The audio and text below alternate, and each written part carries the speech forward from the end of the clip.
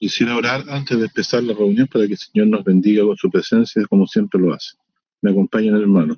Padre bendito, le doy gracias por este día en que podemos, Señor, reunirnos para recordarnos de las enseñanzas de su Hijo amado Jesucristo, todas las enseñanzas que llegan a la vida eterna, Señor, y a la salvación, para que en el día posterior podamos estar con Él reunidos para siempre, para haber creído que eres el Hijo de Dios que quitó el pecado del mundo, llevándolo sobre sí en el madero, Señor, de la cruz, para limpiarnos de todo pecado y llevarnos a su presencia en el día posterior cuando Él regrese. Así que, Señor, le pedimos que se quede con nosotros, con su buen espíritu nos guía a toda verdad, para ver, Señor, la verdad grandiosa de que solamente en su Hijo, Señor, tenemos promesa de perdón de pecados y vida eterna. Quédese con nosotros, le pedimos, en el nombre de Jesús. Amén. Bien, doy inicio entonces a esta exhortación que tiene como propósito recordar eventos importantes de la vida de nuestro Señor Jesucristo acá en la tierra, de tal manera que el estudio lo he llamado Sé quién eres, el Santo de Dios. Un mal espíritu refirió estas palabras respecto a nuestro Señor Jesucristo cuando estuvo en los días de su carne en una sinagoga cuando él predicaba el Evangelio. Y se manifestó en una persona este espíritu diciendo, sé quién eres, el Santo de Dios. Hay una verdad muy grande en la Escritura que los malos espíritus saben quién es el Señor Jesucristo. Y no están en ignorancia, solamente en prisiones de maldad por su desobediencia a Dios, por andar tras otras cosas y no buscar la gloria de Dios. Y voy a partir leyendo este comentario que estoy citando del Evangelio según San Marcos 1:24, que es el título del estudio. Ellos están sin misericordia, los ángeles que pecaron, los demonios que se opusieron a Jesús, no tienen remisión, porque ellos saben quién es Cristo y engañan a las personas para que este mensaje no llegue a ellos. Así que en los días de su carne, el Señor Jesús, en un evento en Israel, cuando le tocó predicar el Evangelio, llevar la buena nueva en el tiempo que estaba él en este mundo, se encontró con una situación similar, y el contexto de lo que vamos a leer ayuda a la comprensión. Voy a leer desde Marcos 1:4 en adelante. Dice así: bautizaba Juan en el desierto y predicaba el bautismo de arrepentimiento para remisión de pecados. Y salía a él toda la provincia de Judea y los de Jerusalén, y eran todos bautizados por él en el río Jordán, confesando sus pecados. Miren qué interesante. Y Juan, dice, andaba vestido de pelos de camello con un cinto de cuero alrededor de sus lomos y comía langostas y miel silvestre. Y predicaba diciendo, viene tras mí el que es más poderoso que yo, al cual no soy digno de desatar, encorvado o agachado, la correa de sus zapatos. Es decir, se consideraba inferior al Señor Jesucristo, él no era digno ni siquiera de desatarle un calzado. No se había envanecido Juan el Bautista, sino que él reconocía que el Señor Jesucristo era Señor sobre todas las cosas, y él no era digno de desatarse la correa de sus zapatos. Dice el verso 8, yo la verdad os bautizo con agua, mas él lo bautizará con el Espíritu Santo. Una de las cosas que ocurrió el Pentecostés fue el derramamiento del Espíritu Santo, donde claramente nuestro Señor lo envió como prometió a sus discípulos y que se quedó con nosotros hasta el día de hoy. Su Espíritu ha venido a morar en todos los que hemos creído, porque por causa del Espíritu que hemos recibido, creemos que Jesús es el Hijo de Dios y tenemos vida eterna y perdón de pecados. Y sigo leyendo, el verso 8 dice, yo la verdad bautizo con agua, mas él lo bautizará con el Espíritu Santo. Recuerden el día de Pentecostés, vino el Espíritu Santo como el Señor Jesús lo prometió, y al lugar donde ellos estaban reunidos se les manifestó a Dios con el Espíritu Santo sobre cada uno de ellos.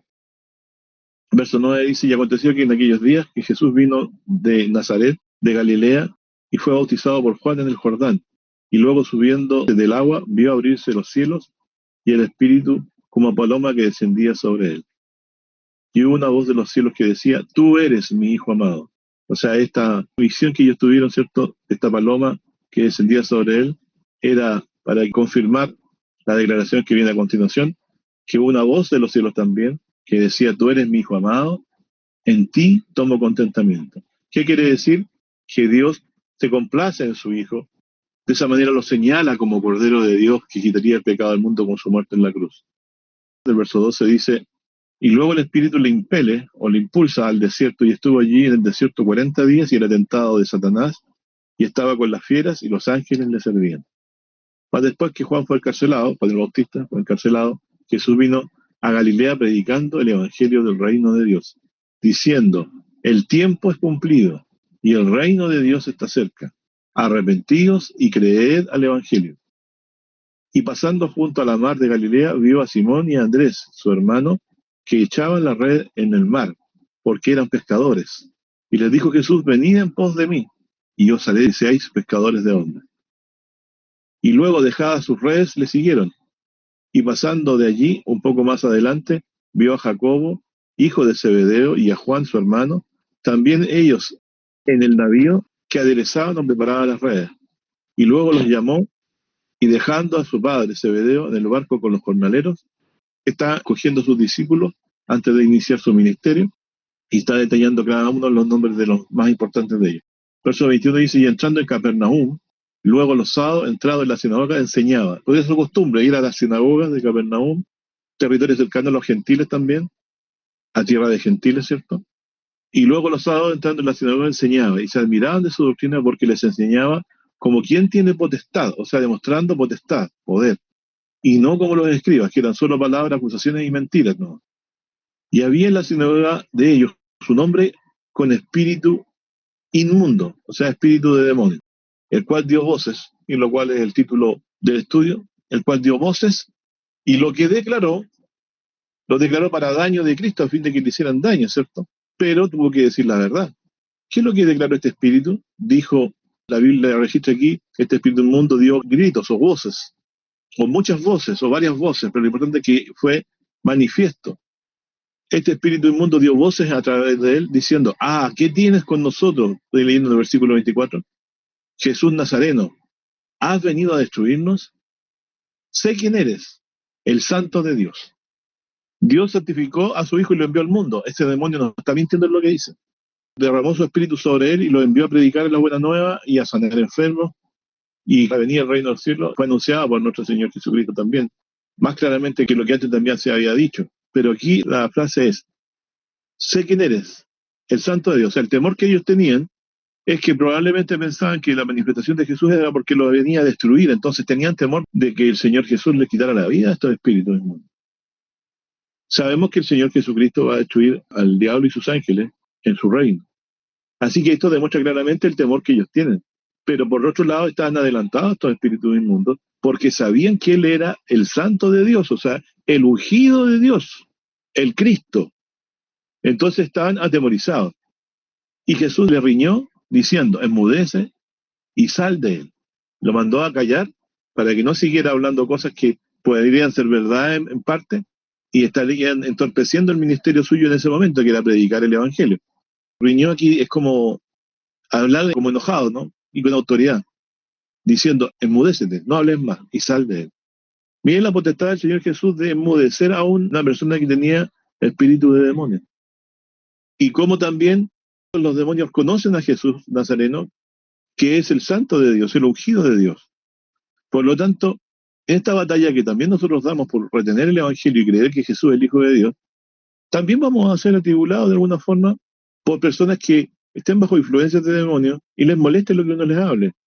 Lo importante que decir es que los demonios mismos reconocen que Jesús es el Santo de Dios o el ungido de Dios como mínimo. Y por eso se callan cuando Él los mandó callar, porque era mayor que ellos. Dice el verso 26, y el espíritu inmundo, haciéndole pedazos y clamando a gran voz, salió de él. Porque la orden del Señor era: enmudece y sal de él. Entonces, ¿quién es nuestro Señor Jesucristo, estimados hermanos?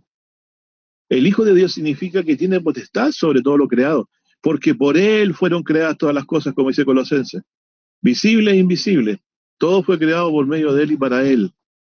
O como dice San Juan, en el mundo estaba y el mundo fue hecho por Él y el mundo no le conoció.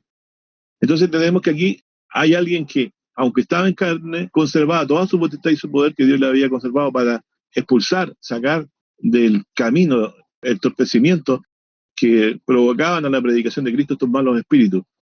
Y les molestaba su presencia, por eso que para incomodar a Jesús le declaraban lo que era verdad: eres el Santo de Dios, para que ojalá de ahí viniera no una ayuda hacia Cristo, sino ojalá lo mataran. Eso es lo que ellos querían. No querían que el Señor Jesús fuera glorificado, considerado como correspondía como Hijo de Dios, con la misma potestad que el Padre, sino que El propósito de ellos era denunciar quién era a fin de que lo sacaran de la sinagoga, quizás le hicieran daño. Se puede intuir quizás probablemente por ese lado la idea de ellos. Entonces dice el verso 26 que el espíritu inmundo salió de él. Y todos se maravillaron de tal manera que inquirían entre sí diciendo, ¿qué es esto? ¿Qué nueva doctrina es esta? Que con potestad aún a los espíritus inmundos manda y le obedecen. Porque una cosa es que obedezcan los ángeles de Dios al mandato de Cristo. Pero dicen, les llama la atención que los espíritus inmundos, enemigos de Dios y de Jesucristo, o del ungido de Dios, le obedecen. Con mayor razón nosotros debiéramos obedecerle a Cristo, ¿no les parece? Vemos entonces el gran poder de nuestro Señor Jesucristo que se le sujetará hasta los espíritus malignos. Esto nos da a nosotros la certeza de saber que estamos muy bien cuidados. El Señor es nuestro pastor, Él nos cuida de estos espíritus malignos que tratan de hacer daño en las congregaciones. Pero en este caso le salió el tiro por la culata a estos malos espíritus porque en vez de querer incomodar a Jesucristo, diciendo que Él era el santo de Dios, la verdad, el ungido de Dios, en vez de provocar con ello una cosa contraria a Cristo, entre la gente que lo escuchaba, ayudó a su causa. Porque la gente decía que se maravillaba, verso 27, de tal manera que inquiría entre sí diciendo, ¿qué es esto? ¿Qué nueva doctrina es esta? Que con potestad aún los espíritus inmundos mandan y lo obedecen. Entonces que lo obedezcan a los ángeles de Dios está bien, eso se entiende, a Jesús. Pero que hasta los mismos espíritus enemigos de nosotros y de Dios le obedezcan, realmente es algo significativo e importante tener presente en nuestras conciencias. El poder de nuestro Señor Jesucristo es el mismo poder que Dios le ha concedido, una potestad similar a la del Padre, y que tiene autoridad sobre todo lo creado. Todo lo visible, todo lo invisible le sirve al Señor Jesucristo, porque el Señor le ha dado toda potestad, como el mismo dijo nuestro Señor Jesús, en el cielo y en la tierra. Y con esa misma potestad envió a predicar el Evangelio por todo el mundo. Así que este texto lo que nos va mostrando es que nuestro Señor Jesucristo mostraba potestad sobre los espíritus de Dios y también sobre los malos espíritus. Y eso era señal de la venida del reino de Dios. Después en el verso 28 dice, y vino luego su fama por toda la provincia, alrededor de Galilea. Galilea, un territorio principalmente gentil. Y luego saliendo de la sinagoga, vinieron a casa de Simón, de Andrés, y con Jacobo y Juan, y la suegra de Simón estaba acostada con fiebre. Y le hablaron luego de ella. Entonces llegando él, la tomó de su mano, y la levantó, y luego le dejó la fiebre, y le servía. Y cuando fue la tarde, luego que el sol se puso, fíjense el contexto, la puesta del sol, traían a él todos los que tenían mal y endemoniados. O sea, hay una cantidad significativa de gente endemoniada en ese sector que Jesús estaba, y los traían a él. Y toda la ciudad se juntó a la puerta. Es decir, imagínense que casi todo el pueblo se junta a la puerta de la casa donde está el Señor. Y toda la ciudad se juntó a la puerta y sanó a muchos que estaban enfermos de diversas enfermedades. Y echó fuera demonios. Y no dejaba de decir a los demonios que le conocían. Es decir, aquí claramente está diciendo que todos los demonios decían que lo conocían. Pero ¿qué querían los demonios con ellos? Que a Jesús ojalá le quitara la vida a la gente, que lo aborreciera, que hiciera cosas contra Cristo, y en vez de lograr eso, más interés le atraía hacia Jesús, sobre todo el hecho de que él podía sanar a enfermos. Y también echar muchos demonios. Y no les dejaba decir a los demonios que le conocían. Verso 35, y levantándose muy de mañana, aún muy de noche salió y se fue a un lugar desierto y allí oraba. Y le siguió Simón y los que estaban con él, y hallándole le dicen, todos te buscan. Y les dice, vamos a los lugares vecinos para que predique también allí, porque para eso he venido. Y predicaba en las sinagogas de ellos y en toda Galilea, y echaba fuera a los demonios. Interesante, cosa que nunca antes había visto con tanta claridad en los días del pueblo de Israel. En Cristo Jesús se vio un poder inigualable en cuanto a la potestad de echar fuera demonios y liberar a la gente. Luego dice, y un leproso vino a él rogándole, e hincada la rodilla le dice, si quieres puedes limpiarme. Y Jesús, teniendo misericordia de él, extendiendo su mano, le tocó y le dijo, quiero, sé limpio. Y así que hubo él hablado, la lepra se fue luego de aquel y fue limpio. Imagínense, hermano, con simple palabra, una enfermedad tan terrible en la piel como la lepra, sanara con la palabra solamente. Y esto el Señor lo dice para que nosotros aprendamos a confiar en Él también, porque bastó su palabra, como dijo también el centurión, ¿cierto? Entonces, verso 43, le apercibió y despidiéronle, y luego le dice, mira, no digas a nadie nada, sino ve y muéstrate al sacerdote y ofrece por tu limpieza lo que Moisés mandó para testimonio de ella. Entonces también la ofrenda al sacerdote es para que ellos pudieran confirmar que se había hecho milagro de Dios, porque la lepra fue quitada de este hombre y de esa forma se da testimonio y gloria a Dios delante de los sacerdotes que Dios había sanado, y se habían de enterar también después que esa sanidad la había hecho el mismo Jesús de Nazaret que ellos perseguían. Así que Dios dejó testimonio de la sanidad delante de los sacerdotes para que de esa forma se pudiera constatar el milagro de la sanidad de la lepra y de muchos otros que puede haber hecho el Señor Jesús. Dice, mas el salido, el que fue sanado, comenzó a publicarlo mucho y a divulgar el hecho de manera que ya Jesús no podía entrar manifiestamente en la ciudad. Imagínense, hermano, qué grandeza de nuestro Señor y su poder. Cuántas personas desesperadas no acudían a Él por sus enfermedades. Y nosotros hoy lo tenemos también cercano a nosotros, invocándolo, y no solamente para sanidad, sino para agradecerle por su obra redentora por nosotros. Porque de enfermedades vamos a morir igual. Dios va a prolongar nuestra vida dentro de sus propósitos que tenga para nuestra existencia. Pero vamos a levantarnos en el día postrero por causa de Cristo, que nos levantará. Porque nos ha dado el don de la fe en Él para creer que es el Hijo de Dios, el Cordero de Dios también, que quita el pecado del mundo. Y Él entregó su vida por nosotros y nos ha puesto en paz con Dios. Pero lo que es significativo es la grandeza del poder de Jesucristo. Ya con el hecho de resucitar muertos nos deja abismados, como dice el mismo Pablo, ¿cierto?, en sus cartas, que él mismo también va a ser el que nos va a resucitar en el día postrero. Y toda potestad Dios la ha dado en el cielo y en la tierra. Entonces nuestro consuelo, nuestra paz, nuestra tranquilidad está en Cristo Jesús, en su poder sanador, primeramente en su obra redentora. Por haber creído que Él murió y resucitó por nosotros, tenemos perdón de pecados y vida eterna. Así que esto que leo aquí yo lo hago con el propósito de exaltar la grandeza de nuestro Señor Jesucristo en todo su más amplio aspecto, como dice la Escritura. Jesús, así como murió y pagó con su propia vida nuestros pecados y nos mostró que nos amaba, también hoy vive y está preocupado de nosotros como un buen pastor. Él también, hoy si clamamos por sanidad, puede respondernos conforme a su voluntad o aliviarnos también de nuestras enfermedades y librarnos de las tentaciones. Todo lo podemos en Cristo que nos fortalece, dice el apóstol. Seguimos leyendo en el verso 1 del capítulo 2 de Marcos, dice, y entró otra vez en Capernaum, después de algunos días, y oyó que estaba en casa. Y luego se juntaron a él muchos que ya no cabían ni aún a la puerta, y les predicaba la palabra, el evangelio, entiendo. Entonces vinieron a él unos trayendo un paralítico, que era traído por cuatro. Cuatro personas llevaban al paralítico. Y como no podían llegar a él a causa del gentío, descubrieron el techo donde estaba y haciendo abertura, rompieron ese techo en una parte específica, lo sacaron la tapita y bajaron por ahí con cordeles al enfermo porque no podía entrar a la casa. Bajaron el lecho, dice que yacía el paralítico, y viendo Jesús la fe de ellos, o sea, daban por hecho que no podía sanar porque estaban sacando el techo incluso. Lo hacían con fe, creyendo que no podía sanar. Y viendo Jesús la fe de ellos, dice al paralítico, hijo, tus pecados te son perdonados. Podría haber dicho, toma tu lecho y anda, pero primero le perdonó sus pecados. ¿Quién solo puede perdonar pecados, hermano? Sino de Dios o alguien que tiene la misma potestad de Dios. Si el Señor Jesús ha hecho ambas cosas.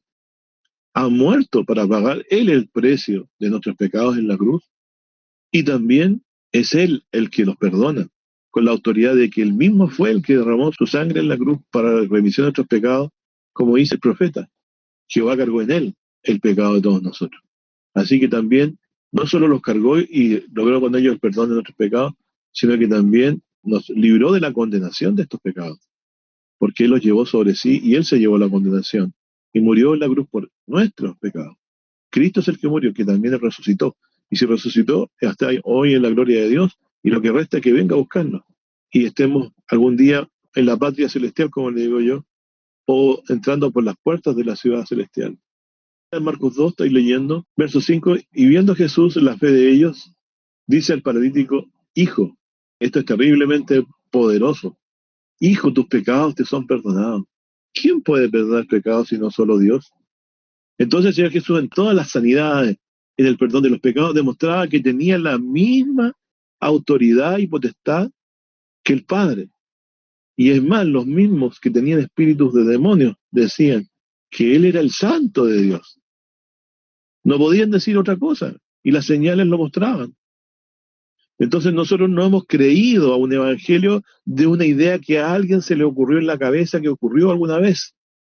Está el testimonio de los evangelios y de todo el Nuevo Testamento, sobre todo también en el Antiguo Testamento, hay mucha evidencia de que vino Dios en forma de carne. Grande es el misterio de la vida. Dios se ha manifestado en carne. Tomó nuestra condición humana, tomó nuestra naturaleza, cargó los pecados sobre sí, nos limpió de toda maldad, se presentó a la diestra de Dios, expulsó al diablo del cielo para que no nos acusara más. Estamos en paz con Dios, tenemos la certeza de la vida eterna. ¿Qué más deseamos para ser felices? Debiéramos ser felices con esto, porque los de limpio corazón verán a Dios. Nuestro corazón no está limpio porque seamos mejores que los demás, sino que porque hemos confesado nuestros pecados, hemos destapado la olla de mal olor, hemos sacado en público, hemos reconocido delante de él nuestros pecados al Señor, hemos invocado el nombre de Jesús para el perdón de nuestros pecados, así que nos hemos limpiado la sangre de Cristo, porque para eso fue provista la sangre del Cordero, para que Dios quería limpiar los pecados del mundo, cargándolos sobre su Hijo amado. Lo que tenemos aquí es que Jesús le dijo al paralítico: hijo, tus pecados te son perdonados. Hoy también el Señor Jesús te dice: mi hermano, tus pecados te son perdonados. Cada vez que tú confiesas tus pecados, haces lo más importante que te toca a ti en tu parte de la perseverancia. Invocar el nombre de aquel que es el santo de Dios, que es el Hijo de Dios, el ungido de Dios, para el perdón de tus pecados y para la sanidad de tus enfermedades, para amarlo, porque el sol, la luna y las estrellas fueron creadas por Jesucristo, por mandato del Padre, para que veamos la envergadura del poder de Cristo. Y muchas veces nos entristecemos porque nos alejamos de nuestro tesoro que tenemos en Cristo Jesús, que es la vida eterna, y en su amor, con el cual nos ha tratado hasta ahora como verdaderos hermanos juntos con Él. Así que cuando Jesús perdonó pecados fue escandaloso para muchos. El verso 6 de Marcos 2 dice: estaban allí sentados algunos de los escribas, los cuales, pensando en sus corazones, decían: ¿por qué habla este así blasfemias? Dice, ¿y quién puede perdonar pecados sino solo Dios? Se daban cuenta de que podía perdonar pecados. Podían decir que era un milagro equivocado, que no era verdad lo que hizo Jesús. Jesús sentó sobre la base de evidencias sólidas sus cualidades como hijo de Dios y sobre todo la facultad de poder perdonar pecados. Porque cuando le dijo: tus pecados son perdonados, podría haber empezado por otra parte, ¿no? Entonces Jesús sabía eso, que ellos pensaban en eso, que solo podía perdonar pecados solo Dios. Verso 8 dice: conociendo luego Jesús en su espíritu que pensaban así dentro de sí mismo, les dijo: ¿por qué pensáis estas cosas en vuestros corazones? ¿Qué es más fácil decir al paralítico: tus pecados te son perdonados? ¿O decirle: levántate, toma tu lecho y anda? Pues para que sepáis que el Hijo del Hombre tiene potestad, abramos los oídos, en la tierra de perdonar los pecados, dice el paralítico, a ti te digo, levántate y toma tu lecho y vete a tu casa. Entonces él se levantó luego y tomando su lecho se salió delante de todos, de manera que todos se asombraron y glorificaron a Dios diciendo: nunca cosa tal hemos visto. Y volvió a salir a la mar y toda la gente venía a él y los enseñaba. Y pasando, vio a Leví, hijo de Alfeo, sentado al banco de los tributos, Mateo en este caso, y le dijo: sígueme. Y levantándose, le siguió. Y aconteció que estando Jesús en la mesa, en la casa de él, muchos publicanos y pecadores estaban también a la mesa junto con Jesús y con sus discípulos. Es decir, justos con pecadores aparentemente comiendo juntos, ¿cierto? Porque había muchos que le habían seguido, y los escribas y los fariseos viéndole comer con los publicanos, obviamente pusieron con su mal pensamiento en la cabeza: Jesús ama a los malos, se junta con los malos, esos son sus amigos, porque tenían fama los fariseos de considerarse justos a sí mismos y siempre condenaban a los demás. Dice: viéndole comer, verso 16, con los publicanos y con los pecadores, dijeron a sus discípulos: ¿qué es esto que él come y bebe con los publicanos y con los pecadores? Y oyéndolo Jesús les dice: los sanos no tienen necesidad de médico, más los que tienen mal, es decir, los que están enfermos. Los sanos no tienen necesidad de médico, más los que tienen mal. No he venido a llamar a los justos, sino a los pecadores. Es decir, el mensaje de Jesucristo del perdón de los pecados y la vida eterna no puede entrar en el corazón de nadie, sino que confiesa primero que Jesús dijo verdad al decir que él era un pecador. El Señor ha dicho que todos nosotros somos pecadores, porque vino a morir por todos nosotros. Pero si nosotros no reconocemos nuestros pecados y no invocamos el nombre de Jesucristo para esto mismo, ¿cómo vamos a recibir el perdón de los pecados? Ellos no eran sanados ni perdonados porque no creían. Nosotros podemos ser sanados si Dios quiere sanarnos, y sin duda los pecados son perdonados porque Él vino a eso, a cargar sobre sí los pecados de nuestros, en la cruz. Dice después, verso 18, y los discípulos de Juan y de los fariseos ayunaban, y vienen y le dicen, ¿por qué los discípulos de Juan y los fariseos ayunan y tus discípulos no ayunan? Jesús les dice, ¿pueden ayudar los que están de bodas? En la fiesta uno celebra, no está entristecido. Cuando el esposo está con ellos, no pueden estar tristes. Entre tanto que tienen consigo el esposo, no pueden ayunar. Verso 20, más vendrán días cuando el esposo les será quitado, y entonces en aquellos días ayunarán. Se refiere a que también iba a padecer, ¿no? Nadie echa remiendo en paño recio, esto lo saben sobre todo las damas, ¿no? En vestido nuevo, de otra manera, el mismo remiendo nuevo tira del viejo y la rotura se hace peor. O sea, no puedo untar con costura una tela vieja con una nueva, se rompe. Es decir, es hacer una cosa a destiempo. Y en ese tiempo que Jesús fue quitado de ellos, se fue a la diestra, de donde ellos echaron menos al Señor y padecieron y tuvieron aflicción. Nadie echa vino nuevo en odres viejos. Dice, de otra manera, el vino nuevo rompe los odres y se derrama el vino. Y los odres se pierden, más el vino nuevo en odres nuevos o en recipientes nuevos se ha de echar. Y aconteció que pasando él por los sembrados en los sábados, sus discípulos andando comenzaron a arrancar las espigas. Entonces los fariseos le dijeron, aquí, ¿por qué hacen en sábado lo que no les es lícito? Y él les dijo, ¿nunca leíste lo que hizo David cuando tuvo necesidad y tuvo hambre, él y los que con él estaban? ¿Cómo entró en la casa de Dios siendo Abiatar sumo pontífice y comió los panes de la proposición, de los cuales no es lícito comer sino a los sacerdotes? Y aún dio a los que con él estaban. Y también les dijo, el sábado por causa del hombre fue hecho, para que descansara. No el hombre por causa del sábado, o sea, no el que tiene que reposar el sábado, sino el hombre.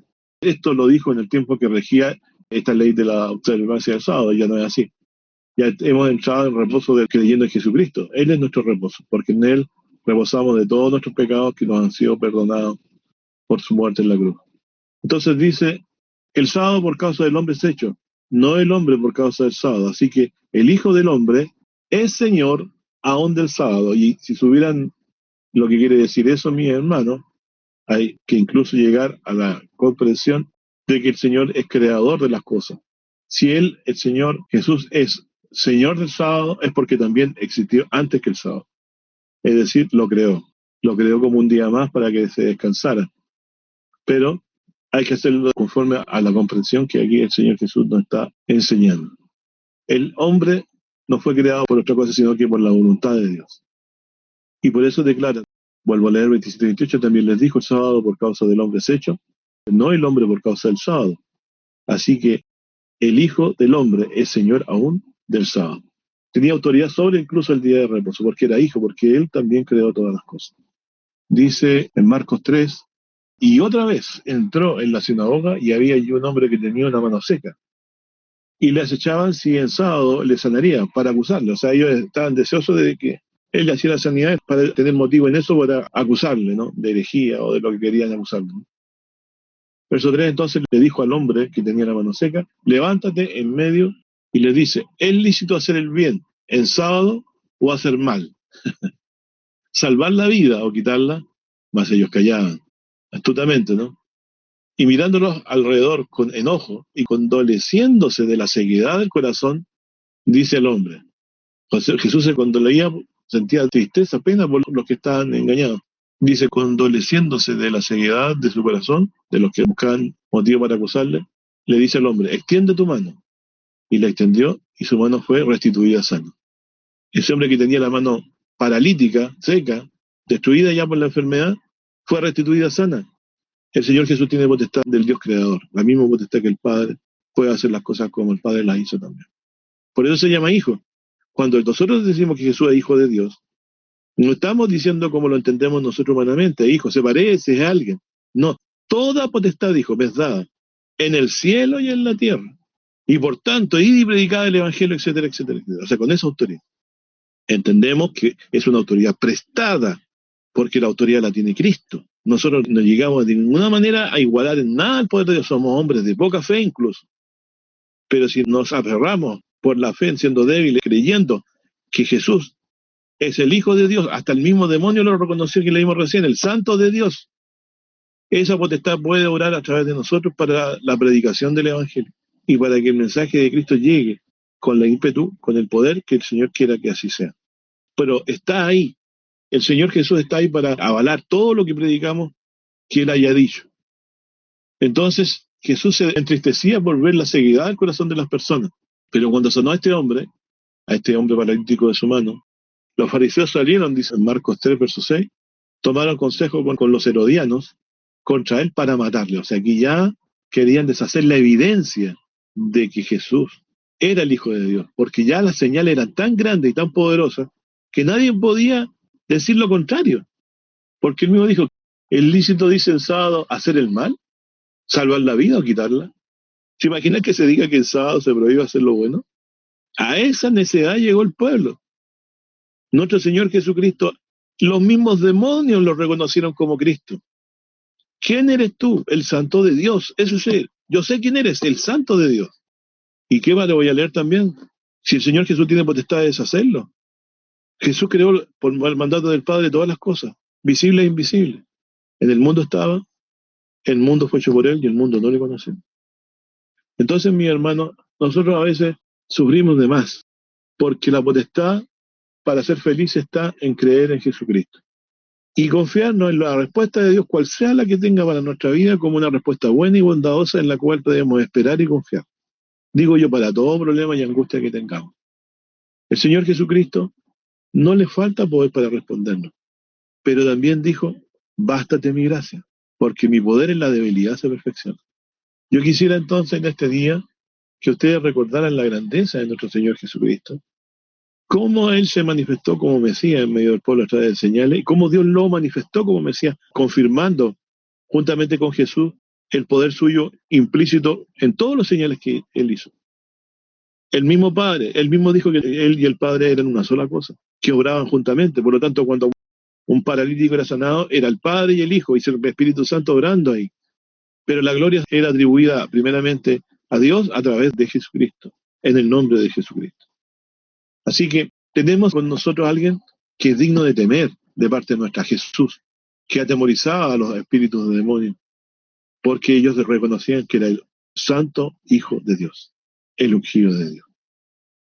Sigo leyendo y ahora leo en Juan 4, verso 3, dice, y dejó a Judea y fuese otra vez a Galilea, y era menester que pasase por Samaria, y vino a una ciudad de Samaria que se llamaba Sicar, junto a la heredad que Jacob dio a José su hijo. Y estaba allí la fuente de Jacob, pues Jesús, cansado del camino, así se sentó a la fuente, y era como la hora de sexta. Vino una mujer de Samaria a sacar agua, y Jesús le dice, dame de beber. Sus discípulos habían ido a la ciudad a comprar de comer. Y la mujer samaritana le dice, ¿cómo tú, siendo judío, me pides a mí de beber, que soy mujer samaritana? Porque los judíos, comenta la Biblia aquí, no se tratan con los samaritanos hasta el día de hoy. Respondiendo, porque los samaritanos fueron inmigrantes de pueblos que invadieron Israel en sus tiempos y se quedaron a vivir ahí. Pero para que no los mataran los leones del lugar, se aprendieron la ley. Lean ustedes, buscar en la escritura eso, si quieren saberlo. Por eso no los querían los judíos del territorio, porque los consideraban inmigrantes y falsos judíos, porque ellos incluso hasta la noche tienen una Biblia hebrea a su manera, ¿cierto? Que no corresponde mucho con la que tienen los judíos. Entonces, no se tratan por eso, porque los judíos consideran todavía gentiles a los samaritanos, diciendo que ya viven desde los tiempos antiguos, todavía hay como la Biblia lo describe. Verso 10, respondió Jesús y díjole, si conocieses el don de Dios y quien te dice, dame de beber, tú pedirías de él y él te daría, ¿qué te daría? Agua viva.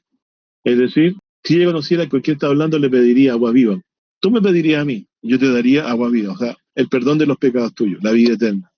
Verso 11, y la mujer le dice, Señor, no tienes con qué sacarla, y el pozo es hondo. ¿De dónde, pues, tienes el agua viva? ¿Eres tú mayor que nuestro padre Jacob, que nos dio este pozo, del cual él bebió y sus hijos y sus ganados? Respondió Jesús y díjole, cualquiera que bebiere de esta agua, volverá a tener sed, de esta agua del pozo que tenía. Más el que bebiere del agua que yo daré para siempre, no tendrá sed jamás, mas el agua que yo le daré será en él una fuente de agua que salte para vida eterna. La mujer le dice, Señor, dame esa agua para que no tenga sed ni venga acá a sacarla. Jesús le dice, ve, llama a tu marido y ven acá. Y respondió la mujer y dijo, no tengo marido. Dícele Jesús, bien has dicho, no tengo marido, porque 5 maridos has tenido, mas el que ahora tienes no es tu marido. Esto has dicho con verdad. Dícele la mujer, Señor, paréceme que tú eres profeta. Nuestros padres adoraron en este monte y vosotros decís que en Jerusalén es el lugar donde es necesario adorar. Dícele Jesús, mujer, créeme, la hora viene cuando ni en este monte, ni en Jerusalén, terrenales, adoraréis al Padre. Vosotros adoráis lo que no sabéis, nosotros adoramos lo que sabemos, porque la salvación viene de los judíos. O sea, Dios se lo manifestó primeramente a los judíos antes que a los samaritanos. Mas ahora viene y la hora es cuando los verdaderos adoradores adorarán al Padre en espíritu y en verdad, porque también el Padre tales adoradores busca que adoren. Dios es espíritu, y los que le adoran en espíritu y en verdad es necesario que le adoren. Dice la mujer, sé que el Mesías ha de venir, el cual se dice el Cristo. Cuando Él viniere nos declarará todas las cosas. Con todo esparpajo, dícele Jesús, yo soy ese Mesías. Yo soy el ungido de Dios, que hablo contigo. Y en esto vinieron los discípulos y maravillándose de que hablaba con mujer, mas ninguno dijo qué preguntas o qué hablas con ella. Entonces la mujer dejó su cántaro y fue a la ciudad y dijo a aquellos hombres, venid, ved un hombre que me ha dicho todo lo que he hecho, si quizás es este el Cristo. ¿Cuántos maridos había tenido? 5 maridos, y por eso sabía que era realmente sobrenatural el conocimiento que tenía de ella. Miren cómo lo vio desde la perspectiva de mujeres. Si me dijo cuántos maridos tenía, realmente esto es sorprendente, debe ser el Cristo. Quizás es este el Cristo, porque me ha dicho todo lo que tengo. 5 maridos tenía, y el que ahora tienes no es tu marido. Si quizás este es el Cristo. Entonces salieron de la ciudad y vinieron a él, y entre tanto los discípulos le rogaban diciendo, Rabí, come. Y él les dijo, yo tengo una comida que comer, que vosotros no sabéis. ¿Cuál era la comida que Jesús tenía que ellos no sabían? ¿Cuál era la comida de Cristo, mi hermano? Era hacer su voluntad. Esa es su comida. De eso se alimentaba, cumplir con la palabra de Dios. Entonces los discípulos decían, el uno al otro, si le habrá traído a alguien de comer, dícele Jesús, mi comida es que haga la voluntad del que me envió y acabe su obra. ¿No decís vosotros aún hay 4 meses hasta que llegue la siega? Y aquí os digo, alzad vuestros ojos y mirad las regiones, porque ya están blancas para la siega. Y el que ciega recibe salario y allega fruto para vida eterna, para que el que siembra también se goce y el que ciega. Porque esto es el dicho verdadero, que uno es el que siembra y otro es el que ciega. Yo os he enviado a cegar lo que vosotros no labrasteis, lo que los profetas preguntaron antes que viniera Cristo. Otros labraron. Yo os he enviado a cegar lo que vosotros no labrasteis. Otros labraron y vosotros habéis entrado en sus labores, o sea, han terminado con la labor. Porque la predicación que se hacía por medio de los apóstoles y Cristo venía a confirmar todo lo que fue dicho también antes por los profetas. Y muchos de los samaritanos de aquella ciudad creyeron en él por la palabra de la mujer, que daba testimonio, diciendo que me dijo todo lo que he hecho. Y viniendo pues los samaritanos a él, rogáronle que se quedara allí, y se quedó allí 2 días. Y creyeron mucho más por la palabra de él, y decían a la mujer, ya no creemos por tu dicho, porque nosotros mismos hemos oído y sabemos que verdaderamente este es el Salvador del mundo, el Cristo. ¿Qué es lo que yo me he propuesto con esta sencilla estudio? De que por todas las potestades que mostraba por Cristo y toda la sabiduría que Dios le dio, y porque también el Señor lo encarnó, lo trajo a este mundo, tomó carne y sangre para morir por nuestros pecados, que hoy nosotros tenemos una alegría tan grande en nuestro corazón por nuestra salvación que ha sido ganada por Cristo Jesús, por su muerte y resurrección, que podemos decir que como a estas personas, también nosotros, el Señor nos ha dicho todo lo que teníamos y nos ha perdonado de todos nuestros pecados, porque envió a su Hijo y nos amó de tal manera para que todo aquel que crea no se pierda, mas tenga vida eterna. Que Dios les bendiga, hermano, en este día, y podamos ser felices porque el reino de los cielos se ha acercado a nosotros. Y nuestros pecados todos están perdonados porque Él los cargó una sola vez en la cruz.